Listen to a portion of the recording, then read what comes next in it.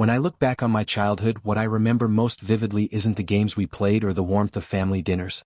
What I remember is shame. The kind of shame that clings to your skin like smoke that never really washes off. I grew up poor, not just we can't afford a vacation this summer poor, but sometimes we didn't know if we'd have dinner poor. My clothes were hand-me-downs of hand-me-downs, my shoes always one size too small, and our house was a cracked little rental that smelled of damp wood and mildew.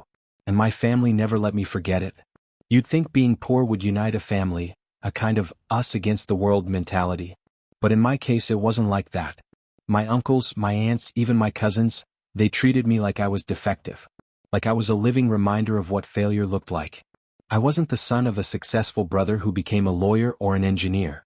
I was the child of the sibling who couldn't get their life together. At family gatherings, I would sit quietly at the corner of the table, wearing an oversized shirt that my cousin had grown out of 2 years earlier, and I would hear the whispers. Poor kid, he'll never make it anywhere. Look at his shoes. Can't his parents at least buy him something new for once? Don't get too close or he'll ask you for money. They didn't even try to hide it from me. It wasn't just extended family either. Even my own siblings treated me like I was less. My older brother, Daniel, was everyone's golden boy.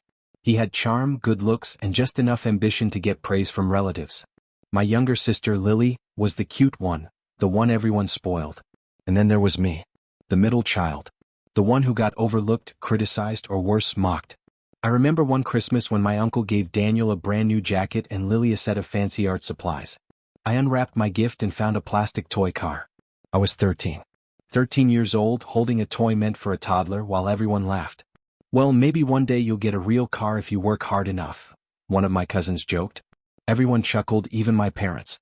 I forced a smile, but inside I felt my face burning. That night, I lay awake in my bed staring at the ceiling, listening to the sound of mice scurrying in the walls, and I promised myself, one day I'll prove them all wrong. One day they'll choke on their laughter. But dreams don't change reality overnight. High school was another battlefield. I went to a school where appearances mattered more than grades. Kids wore designer sneakers and bragged about their vacations in France or Italy. I wore the same faded jeans 3 times a week and got mocked for it.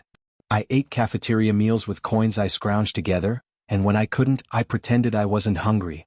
I developed a habit of sitting alone during lunch, partly because I didn't want anyone to see how little I had, and partly because I was tired of the comments. At home things weren't much better. My parents loved me, but they were exhausted, worn down by life, by bills, by endless work. My dad did construction when jobs were available, my mom cleaned houses. They tried, but trying didn't erase the fact that we were constantly behind on rent, constantly juggling which bill to pay late. And in the middle of that stress, sometimes they'd take their frustrations out on me. You have to do better, my mom would say sharply. If you don't work hard, you'll end up just like us, my dad warned. It wasn't encouragement. It was fear disguised as advice. The funny thing is, their words stuck. I started working the second I legally could. 14 years old, washing dishes in a dingy restaurant after school. The owner was a mean old man who yelled at everyone, but I didn't care. Every paycheck I got, small as it was, I tucked it away, hoarding it like treasure. I didn't spend a dime unless I absolutely had to. While my siblings hung out with friends, went shopping, or begged my parents for pocket money, I was in the back of that greasy kitchen scrubbing plates until my fingers pruned. And in those endless nights, sweat dripping down my forehead, I found something I never expected. A fire. A stubborn, burning determination. If no one was going to believe in me, I'd believe in myself. That became my mantra. Every time a family member snickered about how I'd probably end up broke like my parents, I would grit my teeth and think, wait and see. Every time a teacher looked at me like I was destined to fail, I thought, wait and see. By the time I graduated high school, my cousins were heading off to universities their parents could afford. Daniel got a scholarship because he was a star athlete. Lily had my parents' attention as she chased her dream of becoming an artist. Me. Nobody even asked what my plans were. Nobody cared. But I cared. I had saved just enough money to enroll in community college. It wasn't glamorous, but it was mine.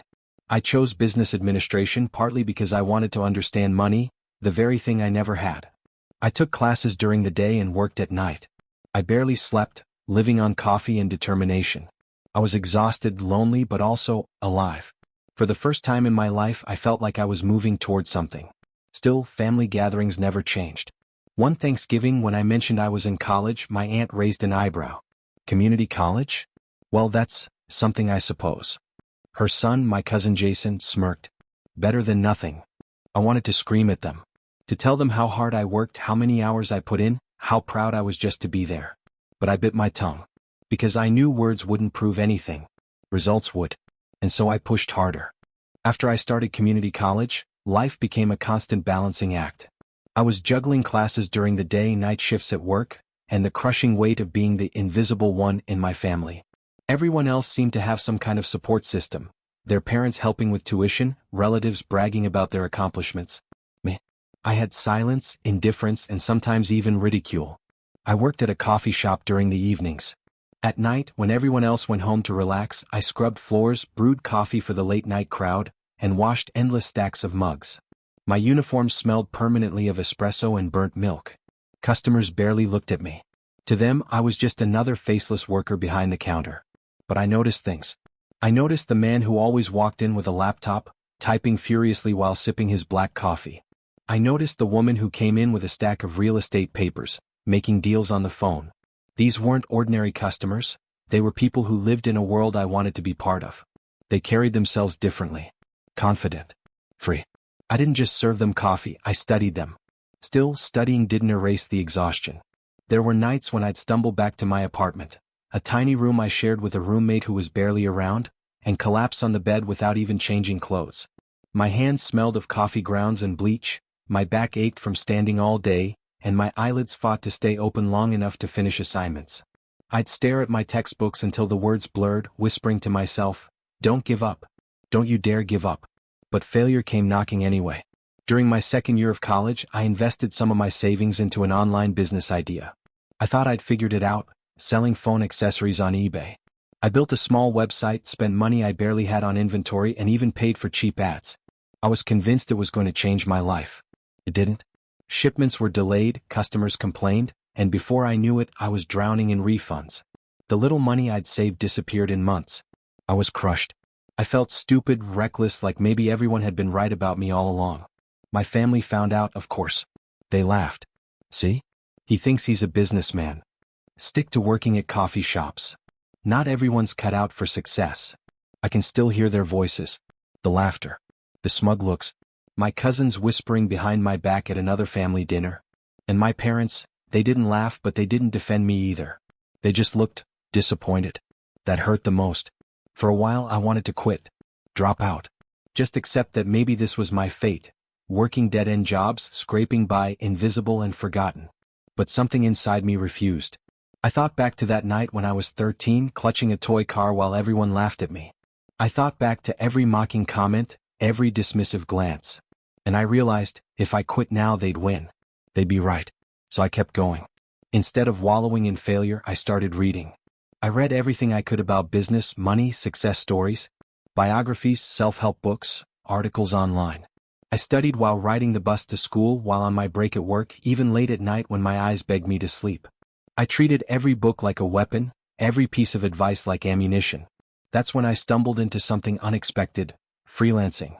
I discovered I could make money online by doing small jobs, writing, designing simple graphics, even data entry.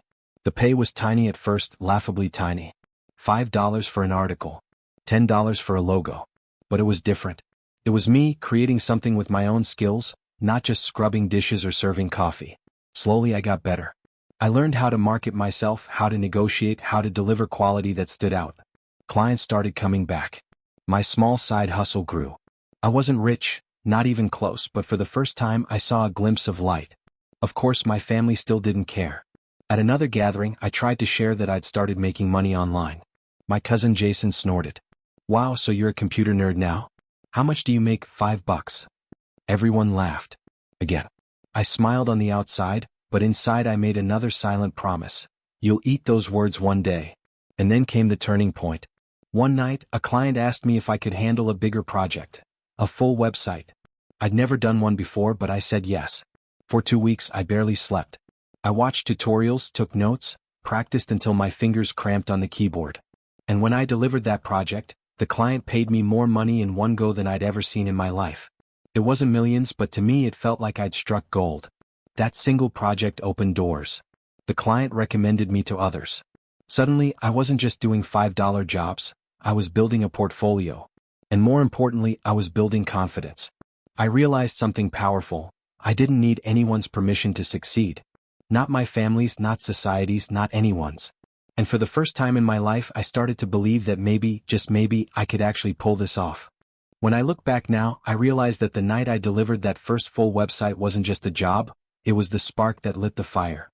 From there, everything started to accelerate. I began getting more referrals, more clients who trusted me with bigger projects. I was still working nights at the coffee shop, but now my days were filled with code, designs, and contracts. For the first time in my life, my exhaustion came with a sense of purpose. I remember sitting on my bed, laptop balanced on my knees, staring at my first $1,000 payment notification. My hands were shaking. $1,000. For my work, my ideas, my skills. Not for cleaning tables or wiping counters, but for something I created. That moment changed everything. Instead of spending money like before, I reinvested it. I upgraded my laptop, took online courses, and bought books that went deeper into entrepreneurship. My room turned into a kind of war zone, stacks of notebooks filled with scribbles, sticky notes on the walls, my laptop always open to some tutorial or project. Still, balancing everything nearly broke me. My schedule was insane. Wake up at 7 a.m. after barely 4 hours of sleep. College classes until early afternoon. Freelance projects until it was time to work at the cafe. Night shift until 2 a.m. Back home, more freelance work until 4 or 5 a.m. Repeat. There were days I thought my body would give out. But something inside me wouldn't let me stop. Every time I wanted to quit, I thought of my family's voices mocking me. Every time exhaustion crushed me, I pictured the life I wanted. Freedom, stability, and the power to say I made it. By the time I finished community college, freelancing had become more than just a side hustle. I was making as much, sometimes more, than my cafe job.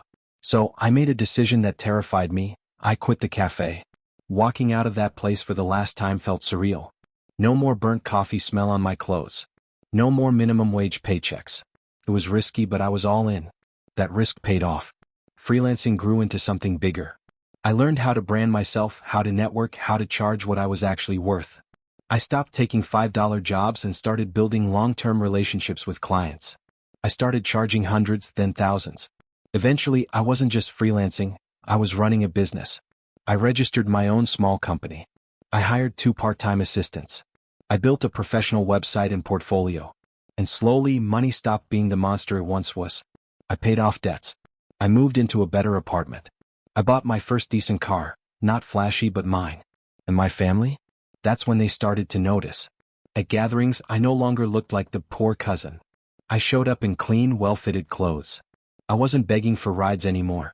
I wasn't skipping meals or ducking out early because I had to work the night shift. For the first time, people asked me questions instead of ignoring me. But it wasn't admiration yet, it was suspicion. Are you really making money on the internet? Are you sure it's legal? Don't get too comfortable, these things don't last. They couldn't wrap their heads around it. In their world, success meant a traditional 9-to-5 job, a boss, and a steady paycheck. What I was doing seemed like a fantasy. But then came the day that changed everything. I signed my first big contract. A company needed a complete digital rebrand. Website, graphics, content, the works. The deal was worth more than I'd made in an entire year at the coffee shop. When that payment landed in my account, I cried. Not because of the money itself, but because it proved something to me. I wasn't just surviving anymore. I was building. That contract gave me the freedom to expand. I hired more help, invested in better tools, and finally, started to live. I'll never forget the first time I took my parents out to dinner and paid the bill without flinching. The look on their faces was priceless. Pride. Maybe even guilt. For years, I'd been the one they pitied, the one they underestimated. Now I was the one treating them. My cousins noticed too. The same ones who once laughed at my failures now asked me how I did it. They wanted advice. Some even wanted jobs. The shift was almost comical. But I didn't let it go to my head. Because deep down, I remembered every laugh, every sneer, every moment of doubt. I wasn't here to impress them. I was here to prove to myself that I was right all along. And yet, despite everything I'd achieved, I knew this was just the beginning. Success wasn't a finish line. It was momentum. And once I'd built it, I wasn't about to stop. I was no longer the kid holding a toy car while everyone laughed. I was the man driving one. It's funny how fast people change when money enters the picture. For years I was the outsider. The poor one. The cousin everyone felt safe mocking. But when my business took off, the shift was almost immediate. Suddenly, my phone started buzzing with messages from family members I hadn't heard from in years. "Hey cousin. How have you been? We should catch up. I always knew you'd make it big, proud of you. Do you think you could give me some advice on starting my own online thing?" At first I laughed. The same people who once laughed at my thrift store shoes were now trying to act like they'd always believed in me. It was surreal. The real test came at the next family gathering. Normally, those events were my personal nightmare. The whispered jokes, the smug looks, the pity disguised as concern. But this time when I walked in, everything was different. The room went quiet for a second. Eyes turned toward me. My cousin stared at my watch, my clothes, even the car keys in my hand.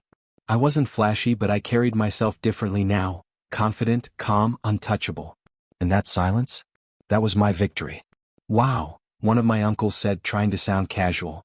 "You've really done well for yourself." "Yeah," another chimed in, "I always knew you had potential." I smiled. A polite smile. Not the eager, desperate grin I used to wear when I was trying to win their approval. This time I didn't need it. Because the truth was, their validation didn't matter anymore. I'd already validated myself. But still, I won't lie. There was a part of me that relished it. The quiet reversal of power. The people who once mocked me were now lining up to congratulate me, to ask me for favors, to act supportive like nothing had happened. One cousin in particular, the loudest one back then, pulled me aside. "You know," he said, "I always respected your hustle. I was just joking when I made fun of you." I looked him straight in the eye and replied, "Funny? I don't remember laughing." He didn't have an answer for that. From then on, everything felt different. I wasn't seeking revenge in the loud, dramatic sense. I didn't need to yell or brag or throw their words back in their faces. The sweetest revenge was simply existing, successful, confident, and untouchable, while they were forced to swallow every insult they'd ever thrown at me. And it wasn't just about money. It was about proving that I was right to believe in myself when no one else did. It was about showing that being poor wasn't permanent, that struggle wasn't shameful, and that determination could turn mockery into respect. Now, when I sit at those family tables, I don't feel small anymore. I don't feel like I have to explain myself or defend my choices. Because the proof is right there in front of them. The life I built, the business I created, the independence they said I'd never have. They called me poor. They mocked me. They doubted me. But in the end, I was the one who won. And the best part? I didn't need their approval then. I don't need it now. Because I already proved, to them, to the world, and most importantly, to myself, that I was worth more than they ever believed.